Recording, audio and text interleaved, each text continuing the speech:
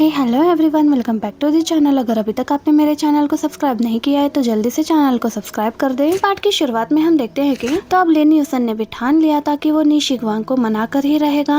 वो वहाँ से सीधा वापस आता है, वो भी उसके विला के बाहर। और यहाँ पर जियांग रुई और नी शिगवान दोनों ही खिड़की में से देख रहे थे और वो अपने साथ काफी सारे फायरवर्क्स लेकर आया था। लग रहा था कि वो किसी तरह भी इसे मनाने की कोशिश कर रहा है, लेकिन वो अंदर ही बैठी रहती है। और उसके बाद उसे लिन यूसन की तरफ से एक मैसेज आता है और वो था एक स्क्रीनशॉट, जिसके थ्रू इसे पता चलता है कि लिन यूसन ने इसे मैसेज किया था इस बारे में इन्फॉर्म करने के लिए, लेकिन वो मैसेज सिग्नल वीक होने की वजह से सेंडिंग में फेल हो गया था। और अब नी शिगवांग को ये देखने के बाद काफी गिल्टी फील होता है। वो भागती हुई नीचे आती है तो ये उसे कहने लगता है कि आई एम सॉरी, मैं बहुत बिजी था इसलिए मैंने मेक श्योर नहीं किया कि वो मैसेज तुम्हें डिलीवर हुआ कि नहीं। हाँ, लेकिन सच बताओ तो मैं बहुत सेल्फिश भी हो रहा था। तुम्हें इस तरह अपने लिए तड़पता आता हुआ ये देखकर मुझे काफी खुशी फील हो रही थी कि मैं तुम्हारे लिए बहुत इंपॉर्टेंस रखता हूँ। तो अब ये उसे दिखाता है कि मैं तुम्हारे लिए क्या लेकर आ गया हूँ, तुम्हें चेयर अप करने के लिए। अब जैसे ही अंदर जाती है लाइटर लाने के लिए, यहाँ पर जियांग रुई से पकड़ लेता है। वो कहता है कुछ ही मिनटों में तुम्हारी नाराजगी खत्म हो गई कुछ पटाखे देखकर, लेकिन वो उसे बताती है कि नहीं, उसने मुझे मैसेज भेजा था लेकिन वो डिलीवर नहीं हुआ था। जियांग रुई फिर भी उसे कहने लगता है कि हाँ, टू गेट प्ले करो ना, कुछ भी एक्ट करो, किसी भी चीज का गुस्सा करो, लेकिन अभी के अभी मत मानना, ऐसे तो तुम लो हो जाओगी। और वो हाई अप, तो ऐसा ना करना, लाइटर लेकर जाओ बट उस पर और गुस्सा करो। लेकिन वो बाहर जाती है और उसके साथ मिलकर पटाखों का नजारा एंजॉय करने लगती हैं। ये दोनों तो फायरवर्क्स काफी एंजॉय कर रहे थे और जियांग रुई खड़ा देख रहा था कि ये लड़की कितनी पागल है। लिन यूसन ने नी शिगवांग को तो मना ही लिया था, लेकिन आज का दिन उसका काफी सैड रहा है। वो हॉस्पिटल गया था और ये सब कुछ देखकर उसे अपने पुराने दिन याद आने लगे और इस बात को नी शिगवान ने भी फील कर ली थी। अब वो उसे खुश करने की कोशिश करती है और कहती है कि आज के दिन तुमने एक जान बचाई है और एक नई जिंदगी दी है और इसके लिए मैं तुम्हें थैंक्स करना चाहती हूँ, I am proud of you. और फिर ये दोनों मिलकर अंदर बैठे जियांग रुई को भी आवाज देते हैं, अगर तुम्हें अपना फेवरेट खाना खाना है तो आ जाओ। वो भी तुरंत आवाज देते हुए कहता है कि मैं अभी आया। इसके बाद ये तीनों जाकर इकट्ठे डिनर करने लगते हैं। अब इन सब के बाद लिन यूसन जैसे घर पहुंचता है तो जाते अपनी मम्मी को हक कर लेता है, उनसे कहने लगता है कि कुछ ना कुछ गड़बड़ जरूर है। मुझे ऐसा लगता था हमेशा से कि वो लड़की मेरी केयर ही नहीं करती। उसने खुद ही हमारे लिए ब्लाइंड डेट अरेंज कराई थी कुछ साल पहले, लेकिन जाते हुए मेरा एक्सीडेंट हो गया। उसे इन्फॉर्म भी किया गया लेकिन वो मुझे पूछने तक भी नहीं आई और ना ही मुझे देखा कि मेरा क्या हाल है। लेकिन मुझे ऐसा लगता है कि नी शिगवान ऐसी नहीं है। आज जिस तरह से वो तड़पते हुए मुझे हॉस्पिटल में मिलने के लिए आई थी, मुझे इतना तो समझ में आ गया कि ये 2 डिफरेंट पर्सनालिटीज है। और फिर कमरे में जाते ही वो अपने उसी फ्रेंड जियाची को कॉल करता है, जो कि इस टाइम पर मैं भी अब्रॉड में था। वो उसे बोलता है कि जैसे ही तुम वापस आओ तुम्हें मुझे कांटेक्ट करना है, तुम जब भी फ्री हो मुझे कॉल मिला लेना, मुझे तुम्हारे साथ कुछ इंपॉर्टेंट बारे में डिस्कस करना है। वो शायद इसी बारे में उसके साथ कुछ कंफ्यूजन कंफर्म करना चाहता था। ये वही फ्रेंड था जिसने कुछ सालों पहले उसकी मिस्टर नी की बेटी के साथ ब्लाइंड डेटा अरेंज कराने की बात की थी। इसके बाद हमें दूसरी तरफ जुआंगशु और उसके कोलिग्स को दिखाते हैं। जुआंगशु ने फैसला किया था कि वो कैल्विन के साथ यहीं पर स्टे करेगा जब तक उसे वापस शंघाई में ट्रांसफर कर दिया नहीं जाता। लेकिन यहाँ पर क्रिस को देखकर समझ में आता है कि वो धीरे धीरे करके जुआंगशु के लिए फॉल करने लगे हैं। पहले तो उसे लगता था कि उसके लुक्स और कैपेबिलिटी की वजह से, लेकिन अभी उसे लगता था कि ये काइंड हार्टेड पर्सन है और काइंडनेस ऐसी क्वालिटी है जो आजकल रेयर हो चुकी है। लेकिन इधर जुआंगशु के दिल की हालत बहुत खराब थी जब से उसे ये मालूम पड़ा था कि नी शिगवांग का वो बॉयफ्रेंड नहीं है, बल्कि लिन यूसन तो उसे चेस कर रहा है उसका दिल जीतने के लिए। तो वो तो बहुत ही कंफ्यूज और नर्वस भी था। अब उसका मन करने लग रहा था कि वो जाए नी शिगवान से बात करे, अपनी किस्मत को फिर से आजमाए, क्योंकि ऑफ कोर्स नी शिगवान अभी तक रिलेशनशिप में नहीं बल्कि सिंगल थी। तो अभी ऐसा ही करता है, अम्ब्रेला उठाता है और फिर उसकी विला की तरफ निकलने लगता है। वहाँ पर जाकर काफी देर तक बाहर खड़ा होता है। उसका मन तो करता है कि उसे मैसेज करके पूछे कि क्या तुम्हारे और लिन यूसन के बीच में एक रियल में रिलेशनशिप है, लेकिन फिर से उसकी हिम्मत ही नहीं होती। काफी देर स्नो में खड़े रहकर वो उसके विला की तरफ ही देखने लगता है और वो छोटे छोटे स्नोमैन्स भी देखता है। अब यहाँ पर उसे कुछ यादें भी आती है। जब ये जियांग रुई का ट्यूटर हुआ करता था उनकी मेड घर पर नहीं थी और वहाँ पर उसने जियांग रुई और नी शिगवान के लिए कुछ कुक भी किया था। नी शिगवान बहुत खुश हो रही थी उसे कुकिंग करते हुए देखकर। नी शिगवान तो हमेशा से इसकी तरफ बहुत ही वार्म रही थी, लेकिन वही था जो इससे कोल्ड रहा करता था, कुछ कंफ्यूजन और मिसअंडरस्टैंडिंग की वजह से,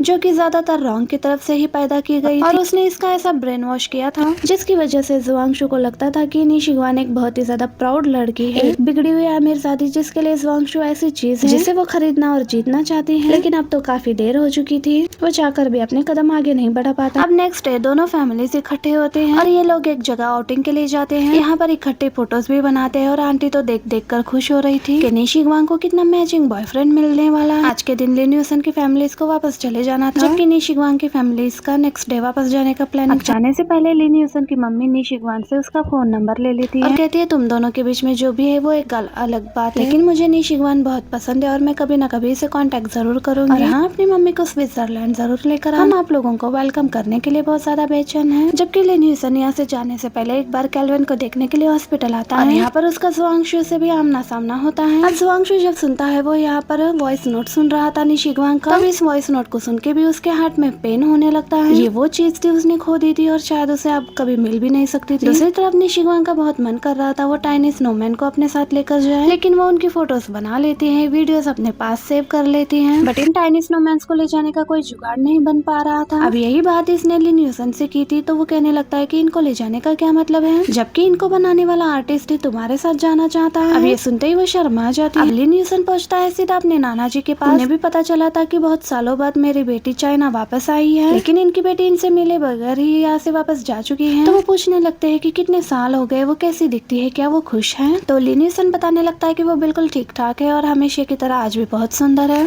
लेकिन नाना जी को धीरे धीरे करके बहुत सालों बाद सबके चेहरे दिखाई दे रहे थे। उन्हें पता चलता है कि उनका बेटा और बहू उनकी दामाद और बेटी से बहुत ज्यादा नफरत करते थे और उन दोनों ने ही ये सारी साजिशें इन दोनों के खिलाफ रचाई थी। उस टाइम पर जब इनके पास सबूत नहीं थे और इन्हें समझ में नहीं आ रही थी, तो तब उन्होंने अपने दामाद के खिलाफ ही स्टेप ले लिया था। वो पछता रहे थे, इतने सालों से उन्होंने अपनी बेटी की शक्ल भी नहीं देखी थी।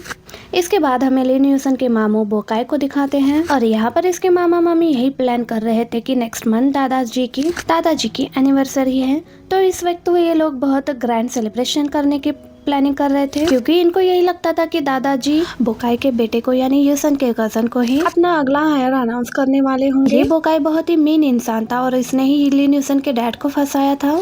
और एक बार वो मिस्टर ने से भी मिलने के लिए जाता है। मिस्टर ने से उनकी काफी अच्छी दोस्ती थी और यही वो रेड फ्लैग था जो इस वक्त निशिगवान और लिन यूसन के रिलेशनशिप में आने वाला था, क्योंकि लिन यूसन को ये लोग लाइक नहीं करने वाले थे, वो तो इसके दुश्मन से ही दोस्ती रखते थे। और यहाँ मिस्टर ने बातों ही बातों में कहते हैं कि मैंने सुना है कि सुजाओ में एक नया जीएम आया है, उसने काफी कुछ चेंजेस किए हैं, हमारे कुछ जाने वाले सप्लायर्स थे उनसे भी सामान लेना बंद किया है, ये मुझे खतरा क्यों लग रहा है। तो यहाँ उन्हें बोकाई से पता चलता है कि वो मेरा नेफ्यू ही तो है और मिस्टर चेयरमैन उनके नाना लगते हैं। अब ये सुनते ही मिस्टर नी को कुछ अजीब सी फीलिंग आने लगती है। वो सोचते हैं कि ये मेरे लिए खतरा ना बन जाए, वैसे भी वो अपने इर्द गिर्द की पूरी खबर रखते थे। तो इसके बाद तुरंत ही वो अपने एक आदमी को ऑर्डर देते हैं कि पता कराओ ये नया जीएम लिन यूसन आजकल क्या कर रहा है, इसका बैकग्राउंड क्या है, इसकी पर्सनल प्रोफेशनल सारे रिपोर्ट्स मुझे चाहिए। पर हमें चियान को दिखाते हैं जो बहुत तरीकों से मिस्टर नी इतने ज्यादा चालाक थे, उन्हें अपने उंगली के इर्द गिर्द बांधा हुआ था और तो और अपने बेटी नियान को भी उसी के साथ जोड़ा हुआ था।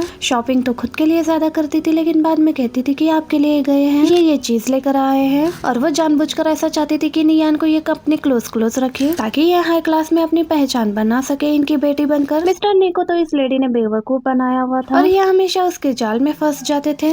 वेल आगे इन सब लोगों की छुट्टियां खत्म हो गई थी और हर कोई अपने काम में वापस पहुंचा हुआ था। निशिगवान बहुत दिलो जान से एक नए प्रोजेक्ट पर काम करना स्टार्ट करती है और वो बहुत तेजी से इसे कंप्लीट भी करना चाहती थी, इसीलिए वो कभी कभी लिन यूसन से अपनी सिफारिश भी कराती थी कि जल्दी मेरे लिए मीटिंग अरेंज करा दो, और वो तो ऑफ कोर्स उसके यार एक बात मान लिया करता था। अब इसके बाद निशिगवान एक बार लिन यूसन के घर पर आती है, उसे कुछ बुक्स चाहिए थी अपने प्रोजेक्ट पर स्टडी करने के लिए, तो ये वही चेक कर रही थी और यहीं पर उसे सोयाबीन्स दिखाई देते हैं जो इसके टेबल पर हमेशा पड़े रहते थे। वो तो उसे मजाक कर रही थी, लेकिन उसे पता चलता है कि उसकी रिहेबिलिटेशन की एक्सरसाइज है और यहाँ पर वो बार बार सैड होकर अपने हाथ को देख रहा था। बताता है कि उसे कितनी पेन हुआ करती थी स्टार्ट में, लेकिन अब काफी कुछ बेटर हो चुका है। वो अपने भावनाओं में बह जाती है और उसका हाथ ही पकड़ लेती है। लेकिन इस पॉइंट पर लिन यूसन ने अपने सारे दर्द ही भूल जाने थे और वो भूल भी जाता है। लेकिन बाद में निशिगवान काफी एम्बैरेस होती है। वेल इसके बाद इनका पूरा वीक काफी बिजी रहा था, इसलिए वीकेंड पर मिलने का प्लान बनाया था। लिन यूसन ने कहा था कि मैं तुम्हें और तुम्हारे फ्रेंड्स को ट्रीट देना चाहता हूँ, क्योंकि मेरी बैड लक मैं उन लोगों को कंपनसेशन देना चाहता हूँ, क्योंकि मेरे हाथों से तुम लोगों का कोई लकी ड्रॉ नहीं निकला।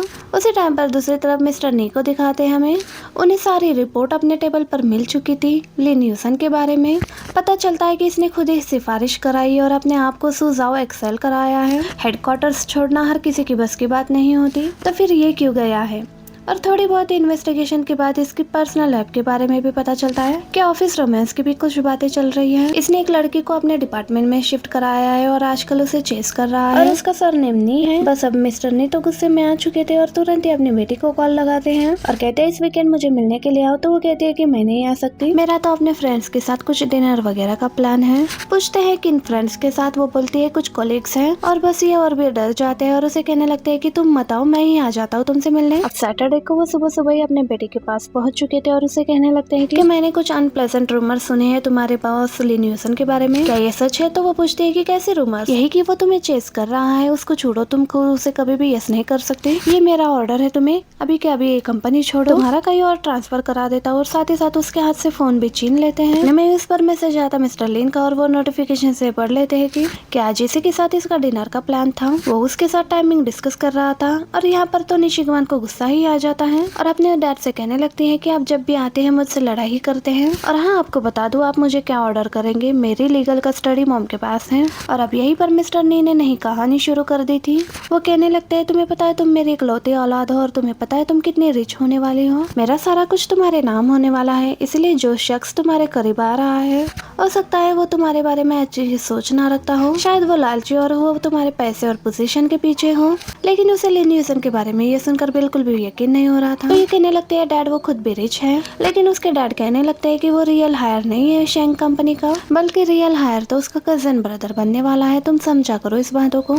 और तो और उसने सुजाओ में ट्रांसफर क्यों कराया, तुम्हारे पीछे आने के लिए। और बस इतना ही नहीं है, वो बहुत सालों से हमारी कंपनी के पैसों के पीछे चल रहा है। 2-3 साल पहले की बात है, उसने नियान को भी अपने हाथ में लेने की कोशिश की थी, क्योंकि अक्सर जगहों पर वो मेरी बेटी की तरह ही नजर आती थी। और जब उसे बाद में पता चला कि वो मेरी मुंह बोली बेटी है, तो वो तो हमें चेस करने की कोशिश कर रहा है।